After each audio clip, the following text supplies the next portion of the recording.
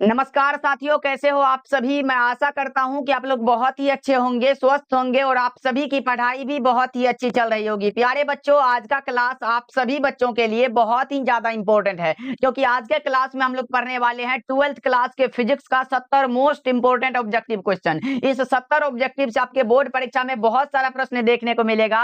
तो बच्चा पार्टी, आज के क्लास को आप सभी बिल्कुल ध्यान से देखिएगा और आज के क्लास में दिए जाने वाले इस 70 ऑब्जेक्टिव को आप लोग जरूर अच्छे से याद कर लीजिएगा। ओके जी, चलिए फिर क्लास को स्टार्ट करते हैं। सारे बच्चे हमारे साथ चैट सेक्शन में आंसर को लगाते चलिएगा, जिससे कि ये सारा प्रश्न आपको क्लास में ही अच्छे से याद हो जाएगा। ओके, चलिए क्लास को स्टार्ट करते हैं और पहला नंबर सवाल है आपके सामने। लगाते चलना सभी बच्चे आंसर को। देखिए, पहला नंबर सवाल कह रहा है कि आवेश के रेखीय घनत्व का मात्रक होता है। क्या होता है? बहुत ही आसान सा प्रश्न है, लगा दो क्या होगा इसका सही जवाब। तो मैंने आपको बताया था कि प्रति एकांक लंबाई में आवेश के परिमाण को हम लोग आवेश का रैखिक घनत्व कहते हैं। प्रति एकांक लंबाई में पूछा गया आप लोगों से, यानी कि हम लोग आवेश के रैखिक घनत्व को जो सूचित करते हैं वो लेमडा से सूचित करते हैं। तो लेमडा बराबर जो हमारा फॉर्मूला निकल के आता है वो कौन सा होता है? लंबाई पूछा गया, क्यू बटा में एल हो जाएगा। यहाँ से देखो, क्यू है तो चार्ज हो जाएगा, चार्ज का हम लोग कूलम लिखते हैं, और लंबाई है तो मीटर हो जाएगा, यानी कि कूलम प्रति मीटर कौन सा ऑप्शन में दिखाई दे रहा है? तो ऑप्शन नंबर हमारा ए करेक्ट हो जाएगा। सारे बच्चे याद रखिएगा, आवेश के रैखिक घनत्व का जो मात्रक होता है वो कूलम प्रति मीटर होता है। सारे बच्चे याद रखिएगा।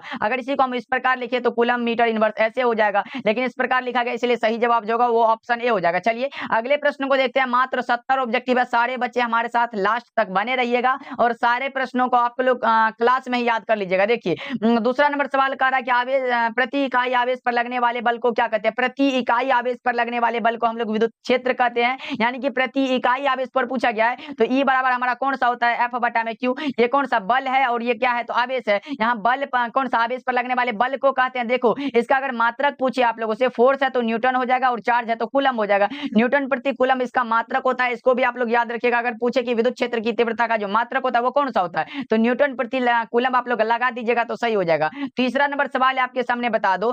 तीसरा नंबर सवाल कह रहा है कि विद्युत क्षेत्र रेखाओं से जानकारी किसकी प्राप्त होती है? बता दो क्या होगा 3 का करेक्ट आंसर। तो विद्युत क्षेत्र रेखाओं से जानकारी विद्युत क्षेत्र की शक्ति की प्राप्त होती है, दिशा की प्राप्त होती है और आवेश की आकृति की प्राप्त होती है, इसलिए करेक्ट आंसर हमारा डी हो जाएगा। 3 का डी बिल्कुल सही जवाब हो जाएगा। बच्चों, सारे बच्चे ध्यान में रखिएगा और सारे बच्चे हमारे साथ आंसर को लगाते चलिएगा। फोर्थ नंबर सवाल है आपके सामने, बता दो। दो आवेशों के बीच लगने वाले बल को नियंत्रित करने वाले नियम को क्या कहते हैं? बता दो आप लोग, कौन सा होगा? दो आवेशों, विद्युत आवेशों के बीच लगने वाले बल को नियंत्रित करने वाला जो नियम है वो है कूलाम का नियम। कौन सा? ऑप्शन डी हमारा करेक्ट हो जाएगा। सारे बच्चे ध्यान में रखिएगा और सारे बच्चे एक बार क्लास को लाइक कर दीजिएगा। जितने भी बच्चे जुड़े हुए हैं सभी बच्चे क्लास को लाइक जरूर करिएगा बच्चा पार्टी। ओके जी, चलिए पांचवा नंबर सवाल है आपके सामने।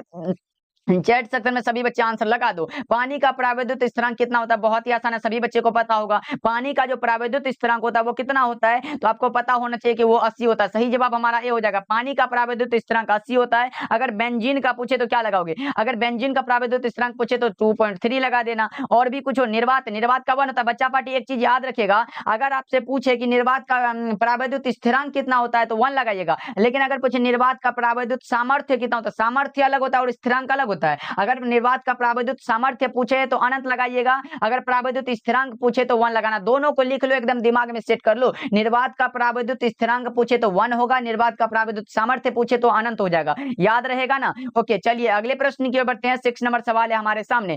6 नंबर सवाल क्या करे? आवेश का बीमा। ये तो बच्चा बच्चा को पता होगा, बहुत ही आसान है। आवेश का बीमा पूछा गया है तो बता दो क्या होगा। आई बराबर हम लोगों ने फॉर्मूला पढ़ा था कि क्यू बटा में टी होता है, सभी बच्चों को पता होगा। हम लोगों को निकालना क्या है? तो आवेश यानी कि क्यू को निकालना है, चार्ज को निकालना है, तो क्यू बराबर कौन सा होगा? आई और टी हो जाएगा। देख लो, धारा को हम लोग एम्पियर में लिखते हैं और टाइम है तो टाइम लिख लो। कौन सा? ए टी कौन ऑप्शन में दिखाई दे रहा है? लगा लो, ऑप्शन नंबर ए हमारा करेक्ट हो जाएगा। सारे बच्चे इसको याद रखिएगा। ओके, चलिए 7 नंबर सवाल को देखते हैं। हमारे सामने आ चुका है, एप्सिलॉन नोट का मात्रक क्या होता है? एप्सिलॉन नोट यानी कि परमिटिविटी का मात्रक आपसे पूछा गया, कौन सा होगा? फैराड पर मीटर होता है, सभी बच्चे को पता होगा। इतना आसान सा सवाल है तो बच्चा पार्टी पता तो होगा ही। 7 का जो करेक्ट आंसर है वो ऑप्शन नंबर बी हो जाएगा, जिसको हम लोग हिंदी में विद्युतशीलता बोलते हैं। इसको भी आप लोग याद रखिएगा। 8 नंबर सवाल है आपके सामने। 8 नंबर सवाल क्या करें? जब किसी वस्तु को आवेशित किया जाता है तो उसका द्रव्यमान क्या होता है? जब किसी वस्तु को आवेशित किया जाता है तो उसका द्रव्यमान बढ़ भी सकता है, घट भी सकता है। राइट आंसर क्या लगाओगे आप लोग? 8 का करेक्ट आंसर हमारा डी हो जाएगा। सारे बच्चे इसको याद रखिएगा। 9 नंबर सवाल है हमारे सामने, बता दो क्या होगा। 9 नंबर सवाल है, कूलम्ब बल कैसा बल होता है? बहुत ही आसान सा सवाल है।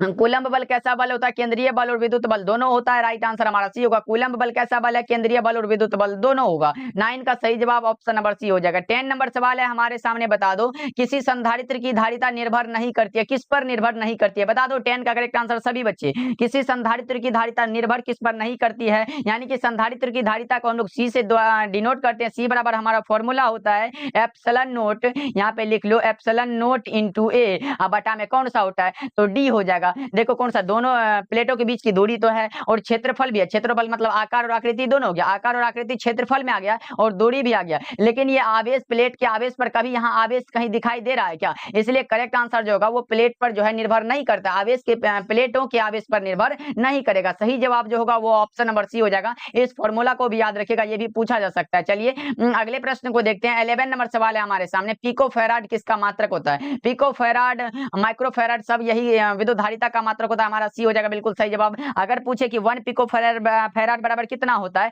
यहाँ पे लिख दे रहा हूं। अगर आपसे पूछे कि 1 पिको फैराड यानी कि पीएफ बराबर कितना होता है, तो 10 to the power -12 10 to the power -12 farad होता है। इसको भी आप लोग याद रखिएगा। यहाँ पे घेर देता हूं, ऐसे लिख लो, याद कर लेना।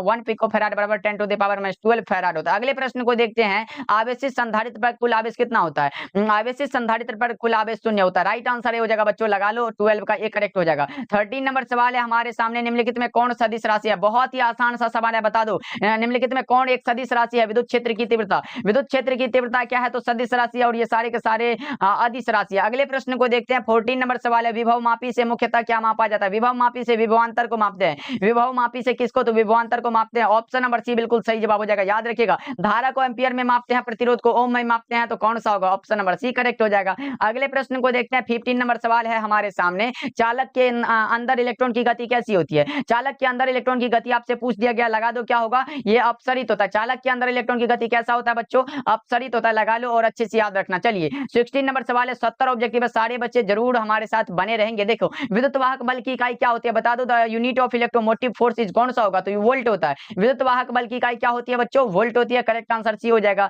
17 नंबर सवाल है आपके सामने, बता दो विद्युत परिपथ के किसी बिंदु पर सभी धाराओं का बीजगणितीय योग कितना होता है? बता दो। विद्युत परिपथ के किसी बिंदु पर सभी धाराओं का बीजगणितीय योग कितना होता है? 0 होता है, धनात्मक होता है, ऋणात्मक होता है या फिर अनंत होता है? तो आप लोगों ने किरचॉफ का जो पहला नियम है वो आप लोगों ने पढ़ा होगा। ये कौन सा होता है? समेशन आई बराबर क्या होता है? समेशन आई बराबर हमारा 0 होता है, यानी कि 0 होता है। राइट आंसर हमारा कौन सा? तो ए हो जाएगा। अगले प्रश्न को देखते हैं। अगला प्रश्न है 18 नंबर सवाल। विद्युत हीटर में जिस तत्व का व्यवहार किया जाता है वो कौन सा होता है? नाइक्रोम होता है। विद्युत हीटर में नाइक्रोम का व्यवहार होता है। राइट आंसर हमारा क्या होगा? तो डी होगा।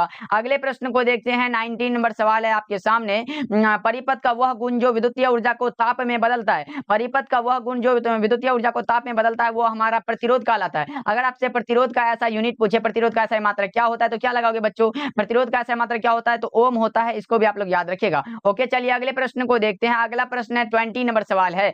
बता दो समान दिशा में समान वेग से गतिमान इलेक्ट्रॉन के किरण पुंज की प्रकृति कैसी होगी? बता दो समान दिशा में समान वेग से गतिमान इलेक्ट्रॉन के किरण पुंज की जो प्रकृति होती है वो कैसी होती है? अपसारी होती है। क्या 20 का करेक्ट आंसर क्या लगाओगे आप लोग? ऑप्शन नंबर बी हो जाएगा करेक्ट आंसर। सारे बच्चे याद रखिएगा, बहुत इंपॉर्टेंट है। चलिए अगले प्रश्न को देखते हैं। अगला प्रश्न है 21 नंबर सवाल। आदर्श वोल्ट मीटर का प्रतिरोध कैसा होता है? आदर्श वोल्ट मीटर का प्रतिरोध अनंत होता है। लेकिन अगर आपसे पूछे कि आदर्श एमीटर का प्रतिरोध कितना होता है, तब आप 0 लगा दीजिएगा। आदर्श एमीटर के लिए ये 0 होता है, लेकिन आदर्श वोल्ट मीटर है अनंत हो जाएगा। राइट आंसर हमारा डी हो जाएगा। सारे बच्चे इसको याद रखेंगे। ओके चलिए 22 नंबर सवाल है आपके सामने। 22 नंबर सवाल का जवाब सभी बच्चे बता दो। किसी चुंबक का चुंबकीय आघूर्ण क्या होता है? किसी चुंबक का जो चुंबकीय आघूर्ण होता है वो वेक्टर क्वांटिटी यानी कि सदिश राशि होता है। कौन सा? बी में दिया गया आपका सही जवाब है। सारे बच्चे इसको ध्यान में रखिएगा बच्चों, बहुत ही अच्छा क्वेश्चन है। ओके जी चलिए 23 नंबर सवाल है बच्चों। एक बार क्लास को सभी बच्चे लाइक भी कर दीजिएगा। देखिए चुंबकीय याम्योत्तर और भौगोलिक याम्योत्तर के बीच का कोण को क्या कहते हैं? चुंबकीय याम्योत्तर और भौगोलिक याम्योत्तर के बीच के कोण को क्या कहते हैं बच्चों? इसे दिक्पात का कोण कहते हैं। राइट आंसर बी हो जाएगा। चुंबकीय दिक्पात कहते हैं। राइट आंसर हमारा कौन सा? तो बी करेक्ट हो जाएगा। चलिए फिर 24 नंबर सवाल की ओर बढ़ते हैं। 24 नंबर सवाल कर आपके सामने। शैथिल्य प्रदर्शित करते हैं कौन सा? तो शैथिल्य जो प्रदर्शित करते हैं वो है हमारे लौह चुंबकीय पदार्थ। लौह चुंबकीय पदार्थ शैथिल्यता प्रदर्शित